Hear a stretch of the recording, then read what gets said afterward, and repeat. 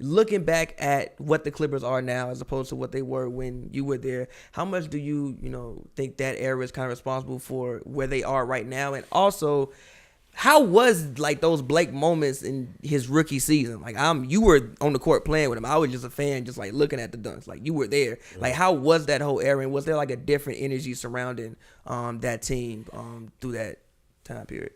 Yeah, I would say like the year with Blake, it was crazy because the year before, remember we drafted him number 1. And he hurt his knee. And that year, like until like the end of the year, we were like doing all right, like hovering around 500. You know what I mean? We were doing all right, and it was just like, damn, dude, he would have been the X factor. You know what I mean? And so the next year, I was hurt to start the season, and that's when he was, he just came on and exploded on the scene. I would say with Blake, when we first like connected, it was just instant chemistry because now I didn't need to get all the way to the hoop. You know what I mean? I got Blake, I got DeAndre. You know what I mean? Like as soon as I get past the cross, it's going up. You know what I mean? And that's how like the whole Lob City thing got going. Was like because he was young, because DeAndre was young, and I figure like, all right, this season, we just gonna get to know each other and just try to be fun, right? We ain't about to make the playoffs or no shit like that, but like, let's like beat teams we supposed to beat, or not supposed to beat, you know what I mean? And win games and have fun. And like, if you watch, that year, I would get the ball out and I would throw full court lobs to Blake. And sometimes that shit would hit off the top of the backboard, but we didn't care, you know what I mean? Because all it took was one, right? If DeAndre got a dunk at the beginning of the game, he gonna have all the energy in the world.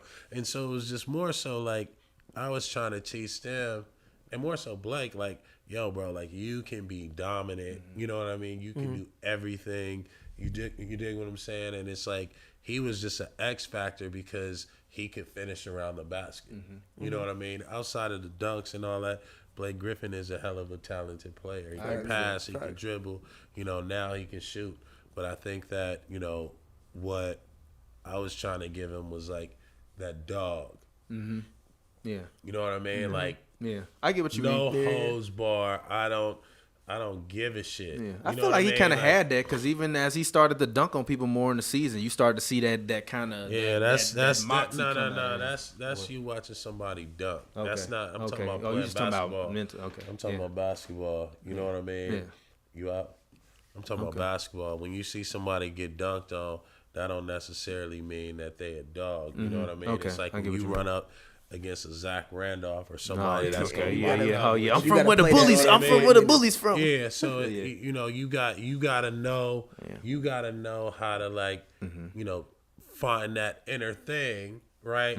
That can't be their advantage, and that was pretty much, and I thought that if Blake could just overcome that.